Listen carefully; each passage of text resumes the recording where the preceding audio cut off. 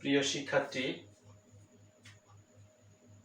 BBA honours first year principles of accounting এর accounting equation নিয়ে ইতোপূর্বে তোমাদের কয়েকটা ক্লাস নিয়েছি। আজ অ্যাকাউন্টিং ইকুয়েশনের একটা অঙ্কের সমাধান করব, সাথে বি পার্টে কিছু প্রশ্নের উত্তর কিভাবে দেওয়া যায় সেগুলো নিয়ে আলোচনা করব। তো যেহেতু সি পার্টের একটা অঙ্ক সাধারণত অ্যাকাউন্টিং ইকুয়েশনই আসে, তো আমরা ইকুয়েশনটা করার পূর্বে এই ট্রানজ্যাকশনগুলো যদি একটু পড়ে নিই তাহলে আমাদের অঙ্কটা করতে সুবিধা হবে। Mister Khalid started business with cash টাকা 30,000। মিস্টার খালিদ 30,000 টাকা দিয়ে ব্যবসায় আরম্ভ করেছে। তারপর আছে জানুয়ারির 5 তারিখে ইকুইপমেন্ট কস্টিং টাকা 10,000 was purchased for টাকা 4,000 ক্যাশ। ইকুইপমেন্ট কিনছে 10,000 টাকা দিয়ে, যেখানে 4,000 টাকা নগদ দিয়েছে, and signed a note for টাকা 6,000, এবং অবশিষ্ট যে 6,000 টাকা আছে তার জন্য একটা নোট পে বলে স্বাক্ষর করা হয়েছে। এরপর বলেছে সাপ্লাইজ কস্টিং টাকা 2,000 was purchased on credit। এর অর্থ হচ্ছে সাপ্লাইজ বাকিতে ক্রয় করা হয়েছে।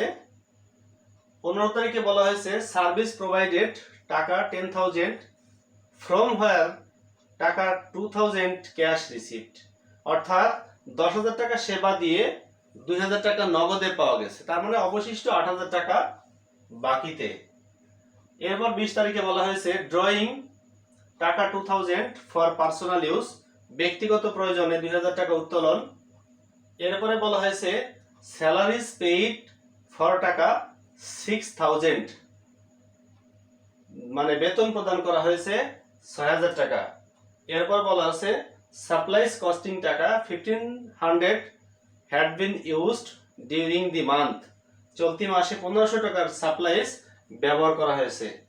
আমাকে ইনস্ট্রাকশনে বলেছে রিকোয়ারমেন্টে show the effect of each transaction by a tabular form, tabular ফর্মের মাধ্যমে প্রত্যেকটা ট্রানজ্যাকশনের প্রভাব দেখাইতে বলা হয়েছে। তো এই ট্যাবুলার ফর্ম মানে অ্যাকাউন্টিং ইকুয়েশনে এ সমান এল প্লাস ওই সমীকরণটা ছকের মাধ্যমে উপস্থাপন করা। তো প্রথমটা ক্যাশ নিয়ে ব্যবসা আরম্ভ করছে, জাবেদা হয়েছিল স্টার্ট বিজনেস উইথ ক্যাশ টাকা 10,000, এর জন্য জাবেদা 30,000, এর জন্য জাবেদা হয়েছিল ক্যাশ ডেবিট ক্যাপিটাল ক্রেডিট। আমরা জাবেদা অনুযায়ী অ্যাকাউন্টিং ইকুয়েশনের অ্যাসেট পাশে যে নামগুলো আছে সেই নামের ঘরে যোগ হইলে যোগ করব, বিয়োগ হইলে বিয়োগ করব, আবার লায়াবিলিটি প্লাস ওনার সিকিউরিটিতে একইভাবে যোগ বা বিয়োগ করব। তাহলে প্রথমেই ক্যাশ টাকা নিয়ে ব্যবসা আরম্ভ করছে 2018 জানুয়ারির 1 তারিখ। আমি ক্যাশের ঘরে দেব 30,000 আর ক্যাপিটালের ঘরে 30,000। এখানে আমি লিখব ইনভেস্টমেন্ট। এরপর এই মুহূর্তে ব্যালেন্স আছে আমাদের 30,000,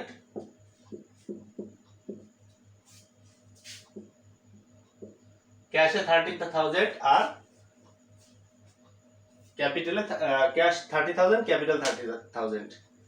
এরপরে বলা আছে 5 তারিখে ইকুইপমেন্ট কস্টিং টাকা 10,000 was purchased, equipment debit 10,000, cash credit 4,000 আর নোট পেবল ক্রেডিট 6,000। এখানে ইকুইপমেন্ট বেড়েছে 5 তারিখে, ইকুইপমেন্টের ঘরে যাবে হচ্ছে 10,000, ক্যাশ মাইনাস হবে 4,000 আর নোটস পেবল প্লাস হবে 6,000। তাহলে আমি প্রথম দুটো এন্ট্রি মুছে ফেলবো, যেহেতু আমাদের বোর্ডের জায়গার স্বল্পতা।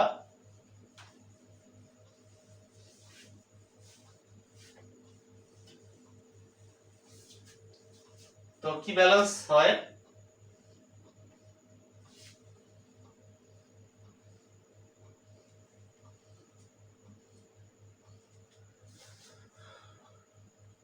26,000, 10,000,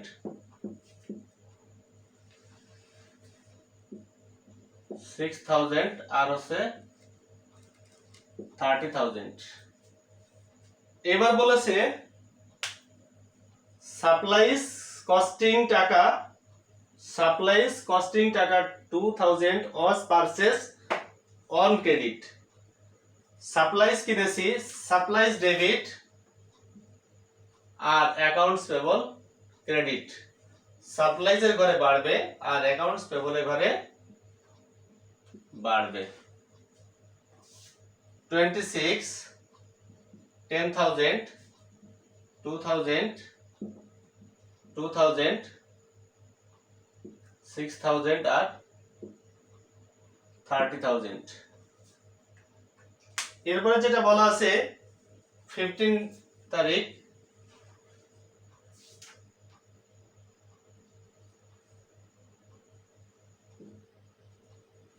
আছে সার্ভিস প্রোভাইডেড টাকা 10,000 ফ্রম হোয়ার টাকা 2,000 ওয়াজ ক্যাশ রিসিভড। এর অর্থ হচ্ছে 10,000 টাকা সেবা দিয়ে 2,000 টাকা নগদে পেয়েছি। যাবে তা cash debit 2,000, account receivable debit 8,000, service revenue credit 10,000। তাহলে ক্যাশ বাড়ছে 2,000, ক্যাশ 2,000, অ্যাকাউন্ট রিসিভেবল 8,000 আর সার্ভিস রেভিনিউ 10,000। তাহলে আমি যেহেতু সার্ভিস রেভিনিউ ক্যাপিটালের সাথে যোগ হয়েছে, আমাদের ক্যাপিটালের সাথে যোগ বা বিয়োগ হলে সেটা রিমার্কসের ঘরে অবশ্যই লিখতে হবে। এখানে লিখব সার্ভিস রেভিনিউ।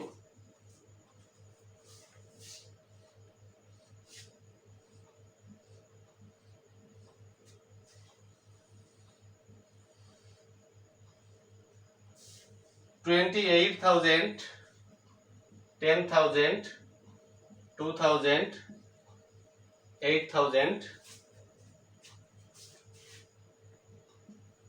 2, 6 আর হচ্ছে 40। এবার বলা হয়েছে ড্রয়িং টাকা 2,000 ফর পার্সোনাল ইউজ, যাবে তা ড্রয়িং ডেবিট আর cash credit. Drawing debit, cash credit. তাহলে যেহেতু ক্যাশ ক্রেডিট হয়েছে 2,000 টাকা আর ড্রয়িং, এর ফলে ক্যাপিটাল কমে যায় 2,000 টাকা। এখানে লিখতে হবে ড্রয়িং।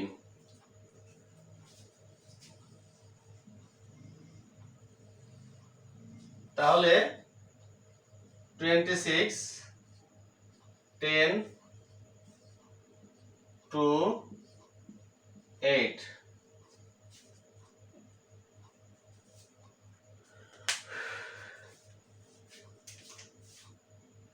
তাহলে 2, 6 আর 38। এরপরে বলা হয়েছে 25 তারিখে স্যালারিজ পেইড টাকা 6,000, স্যালারি প্রদান করা হয়েছে 6,000 টাকা। এর জন্য জাবেদা হয় স্যালারি এক্সপেন্স ডেবিট আর cash credit. Salary expense debit, cash credit 6,000 টাকা। স্যালারি এক্সপেন্সের ফলে ক্যাপিটাল কমবে আর ক্যাশ ক্রেডিট হয়েছে, যে কারণে ক্যাশও মাইনাস করতে হবে। এখানে লিখতে হবে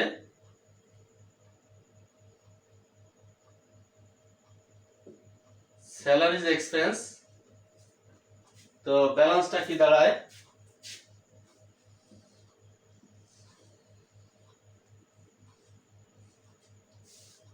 $20,000, 10,000, 2,000, 8,000,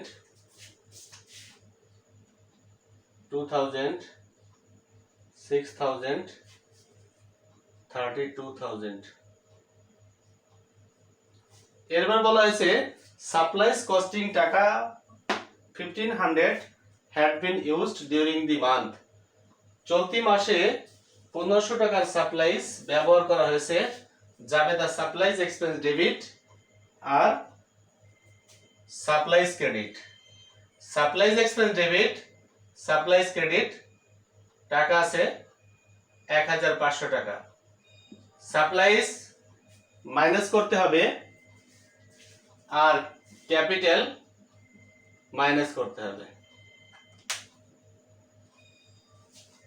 তাহলে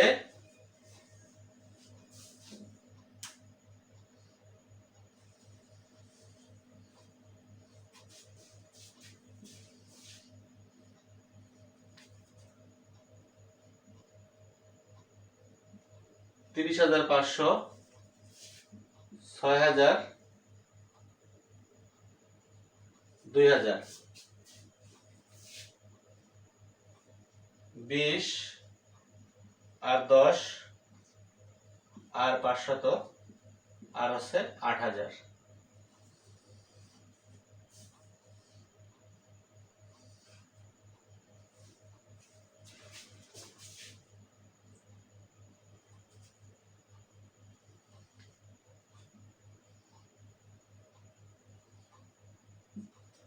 তো অ্যাকাউন্টিং ইকুয়েশনে দেখা যাচ্ছে দুই পাশেই 38,500 টাকা হয়েছে, এখানেও 38,500 টাকা হয়েছে।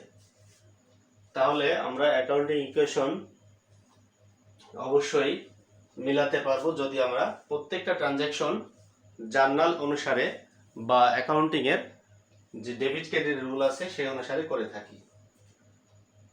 এই পর্যায়ে আমি তোমাদের বি পার্টে ছোট ছোট যে প্রশ্ন হয় তার দুই একটা সমাধান দেখাবো।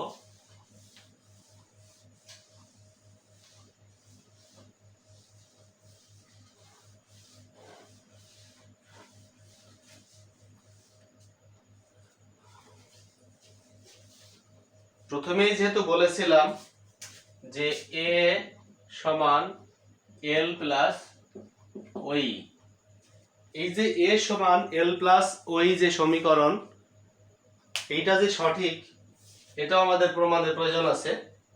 তো দেখো এখানে এক নম্বর যে প্রশ্নটা, অ্যাসেট আছে 1 লক্ষ টাকা, এখানে লায়াবিলিটি দেওয়া আছে 70,000 টাকা, আমার ওনার সিকিউরিটির ঘর প্রশ্নবোধক চিহ্ন। তাহলে যেহেতু আমরা জানি সম্পত্তি সমান দায় এবং স্বত্বাধিকারের যোগফল, তাহলে বলতে পারি যে সম্পত্তি বিয়োগ দায় সমান হচ্ছে স্বত্বাধিকার। তাহলে এখানে কত হয়? 30,000 টাকা। আবার একটা প্রশ্ন আছে যেখানে বলা আছে যে এই সম্পত্তিটাই প্রশ্নবোধক চিহ্ন, 75,000 লায়াবিলিটি আছে আর ওনার সিকিউরিটি আছে 30,000। তাহলে আমার এখানে হয় 1,05,000। আমি যদি আরো একটা প্রশ্ন করি যেখানে অ্যাসেট আছে 90,000 টাকা, তোমার লায়াবিলিটি প্রশ্নবোধক চিহ্ন, এখানে আছে 55,000 টাকা। তাহলে এখানে কত হয়? 35,000 টাকা। আমরা আরো একটা ফর্মুলা জেনে রাখি closing ক্যাপিটালের।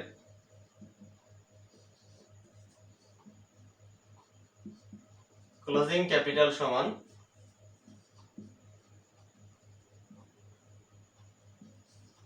Opening capital plus additional capital plus net income minus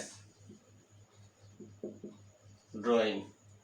এই ক্লোজিং ক্যাপিটাল সমান opening capital plus additional capital plus net income minus drawing, এই ফর্মুলা দিয়ে আমি ওপেনিং ক্যাপিটাল ক্লোজিং ক্যাপিটাল বের করতে পারি, ওপেনিং ক্যাপিটাল বের করতে পারি, অ্যাডিশনাল ক্যাপিটাল বের করতে পারি, নেট ইনকামও বের করতে পারি, ড্রয়িংও বের করতে পারি। আবার আমাকে মাঝে মাঝে ছোট প্রশ্নের মধ্যে বলতে পারে নেট ইনকাম সেক্ষেত্রে total revenue minus total expense, এটাও প্রশ্নে আসতে পারে। আবার বিপাটে আসতে পারে যে কিছু সম্পত্তি আর কিছু দায় দেওয়া আছে, ক্যাপিটালের পরিমাণ নির্ণয় করো। যাই হোক, তো যদি তোমরা এভাবে অনলাইন ঘরে বসে ইউটিউবের মাধ্যমে অঙ্কগুলো প্র্যাকটিস করো, তাহলে তোমাদের যে পরীক্ষার প্রস্তুতি এটা ইনশাল্লাহ সফল হবে। তোমরা সবাই সুস্থ থাকো, সুন্দর জীবন গঠন করো, এই প্রত্যাশা করি।